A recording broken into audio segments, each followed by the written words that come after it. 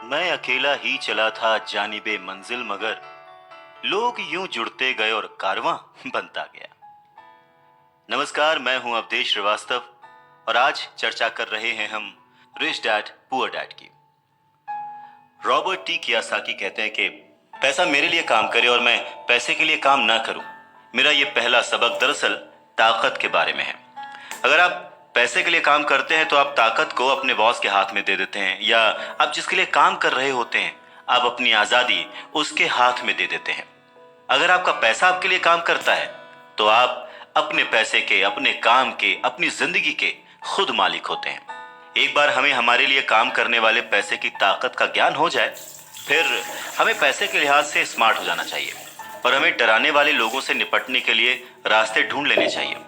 पर ऐसा करने के लिए आपको कानून की समझ होनी चाहिए, अपने आसपास की समझ होनी चाहिए, मार्केट में क्या चल रहा है इस बात की समझ होनी चाहिए, और सिस्टम कैसे काम करता है इसकी भी समझ होनी चाहिए। अगर आप अवेयर नहीं हैं, मतलब नॉलेजेबल नहीं हैं, अज्ञानी हैं, आप केयरलेस हैं, अपनी चीजों को समझना नहीं चाहते, तो आपको बड़ी आसानी से डराया और हराया जा सकता है। अगर आप जानते हैं कि आप क्या बात कर रहे हैं और मुसीबत कैसी है और उसे कैसे सॉल्व किया जाए, तो आपको आसानी से डराया नहीं जा सकता। रॉबर्ट कियासाकी के रिच डैडी हमेशा उन्हें ये कहा करते थे कि स्मार्ट बनो, ताकि तुम्हें कोई भी कहीं से भी आके धक्का ना दे जाए। और उन्होंने अपनी जिंदगी में बस इसी उसूल को अपनाया था। वो कानून जानते थे क्योंकि वो कानून का आदर करते थे।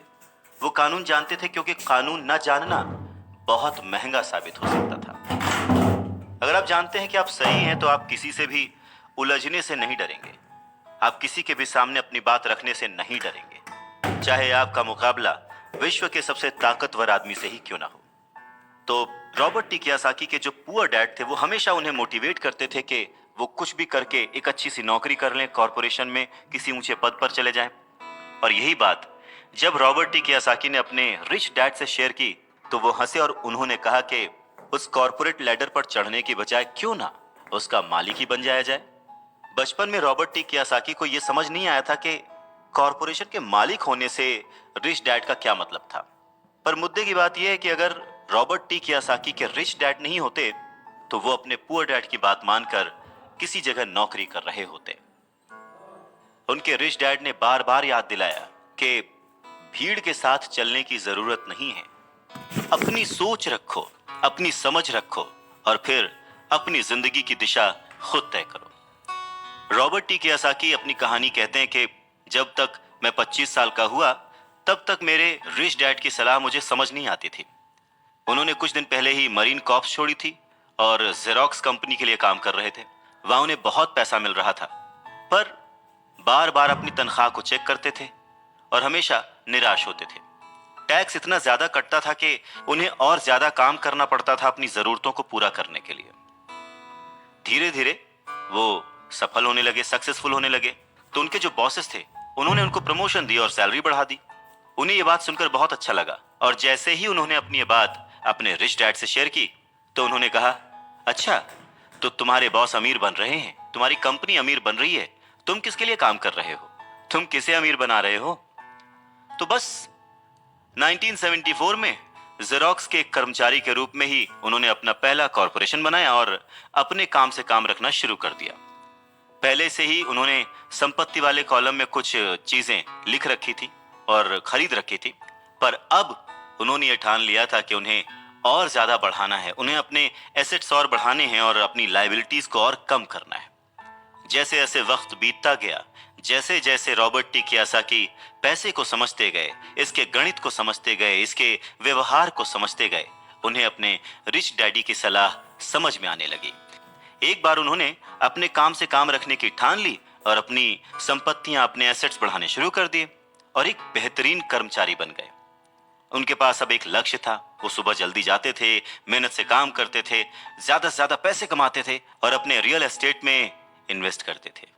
और वो दौर भी ऐसा था कि उस समय नई नई चीजें, नए नए डेवलपमेंट्स हो रहे थे जिसमें संभावनाएं तलाश की जा सकती थी। तो उन्होंने जेरोक्स मशीनें बेची। जितनी ज्यादा वो मशीनें बेचते उन्हें उतना ही ज्यादा फायदा होता, लेकिन वो फायदा उनकी जेब में नहीं जाता, वो फायदा जाता कंपनी को। और रॉबर्ट टी कियासाकी की जेब से कटता था टैक्स। ये बहुत ही मोटिवेशनल था। इस सिचुएशन में लोग हताश हो जाते हैं, पर रॉबर्ट टी कियासाकी ने इसको पॉजिटिवली लिया और वो इस नौकरी के जाल से बाहर निकल आए। वो ये समझ गए थे कि उन्हें किस तरह से बाहर आना है, पर जल्दबाजी में उन्होंने नौकरी नहीं छोड़ी। धीरे धीरे सिर्फ 3 साल के समय में ही उन्होंने जेरोक्स कंपनी की तुलना में अपने छोटे से कॉरपोरेशन कंपनी से ज्यादा कमाना शुरू कर दिया था। और उनका कॉरपोरेशन रियल एस्टेट में इन्वेस्ट करने वाली कंपनी थी, और वो पैसा जो कि वो अपने एसेट से कमा रहे थे वो उन्हीं के लिए दोबारा काम कर रहा था। अब उन्हें फोटोकॉपियर बेचने के लिए दरवाजे दरवाजे जाने की जरूरत नहीं थी। अपने रिच डैडी की सलाह से उन्हें बहुत फायदा हुआ।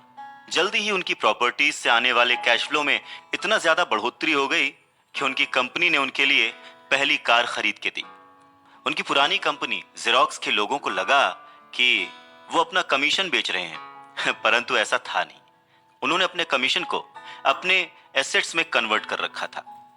रॉबर्ट टी कियासाकी कहते हैं कि उनका एक एक रुपया उनके एक एक एम्प्लॉय जैसा उनके लिए काम कर रहा था। क्यों? क्योंकि उन्होंने सही जगह पर इन्वेस्ट किया था। अपने रिच डैड से सीखे गए सबक के कारण वो इस चूहा दौड़ के मिथक से बाहर आ गए थे और कम उम्र में ही एक एम्प्लॉयर बन गए थे। स्कूल्स में पढ़ाया जाता है कैसे एम्प्लॉय बने, पर अपने रिच डैड की बात मानकर वो एक एम्प्लॉयर बने। और ये सब पॉसिबल हुआ पैसे को सही जगह पर इन्वेस्ट करने की समझ से, पैसे को मैनेज करने की समझ से, फाइनेंशियल लिटरेसी से। बहुत सारी मुश्किलें आई, पर अपनी सूझबूझ से और अपनी अवेयरनेस से, अपने नॉलेज से रॉबर्ट टी कियासाकी उन मुश्किलों से आगे बढ़ते गए और लोग उनको फॉलो करने लगे। वो जब भी फाइनेंशियल सेमिनार्स में दूसरों को सिखाने को जाते, उनको अपनी बात बताते, तो वो हमेशा कहते कि फाइनेंशियल आईक्यू स्पेशलाइजेशन के 4 बड़े फील्ड से आने वाले ज्ञान का मिक्सचर है, नॉलेज का मिक्सचर है। सो वो 4 फील्ड्स कौन कौन सी हैं? पहला है अकाउंटिंग। रॉबर्ट टी कियासाकी कहते हैं कि जिसे मैं फाइनेंशियल साक्षरता कहता हूं, एम्पायर खड़ा करना चाहते हैं, साम्राज्य बनाना चाहते हैं, तो ये सबसे इंपॉर्टेंट है।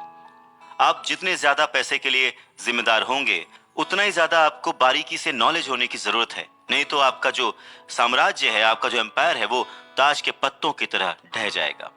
इस योग्यता, इस क्वालिटी की वजह से आप किसी भी बिजनेस की जो कमजोरियां हैं, वीक पॉइंट्स हैं, और उसकी जो प्लस पॉइंट्स हैं, उन्हें पहचान सकते हैं।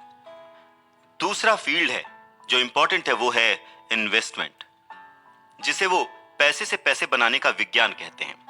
इसमें तकनीकें, रणनीतियां, स्ट्रैटेजीज, फॉर्मूले, इन सब की जरूरत होती है। तीसरा है बाजार की समझ, मार्केट की समझ, डिमांड एंड सप्लाई का साइंस। बाजार के तकनीकी पहलुओं को जानने की जरूरत है जो कि भावनाओं द्वारा संचालित होते हैं। जी हाँ, मैक्सिमम जनता इमोशनल होकर चीजें करती है और उसका फायदा उन लोगों को होता है जो कि दिमाग से सोचते हैं, खास करके पैसे के बारे में। चाहे वो गाड़ी खरीदना हो, घर खरीदना हो, या कोई भी सुख सुविधाएं हो, ये सारी चीजें इमोशन से होती हैं और फायदा हमेशा दूसरे व्यक्ति को होता है जो इन्हें बेच रहा होता है। और चौथी फील्ड है कानून, लॉ। उदाहरण के तौर पर अकाउंटिंग, इन्वेस्टमेंट और बाजारों की तकनीकी दक्षताओं के सारे कॉरपोरेशन की जो क्षमता थी वो बहुत बढ़ गई थी। कोई भी आदमी जिसे कॉरपोरेशन के द्वारा दिए जाने वाले टैक्स के फायदों और सुरक्षा का ज्ञान हो, वो बहुत तेजी से तरक्की कर सकता है और अमीर बन सकता है। पर वैसा करना जो कि किसी नौकरीशुदा कर्मचारी के लिए पॉसिबल नहीं है। उन दोनों में उतना ही डिफरेंस होगा जितना कि एक पैदल चलने वाले इंसान में और एक उड़कर जाने वाले में होता है। ये अंतर बहुत ज्यादा है।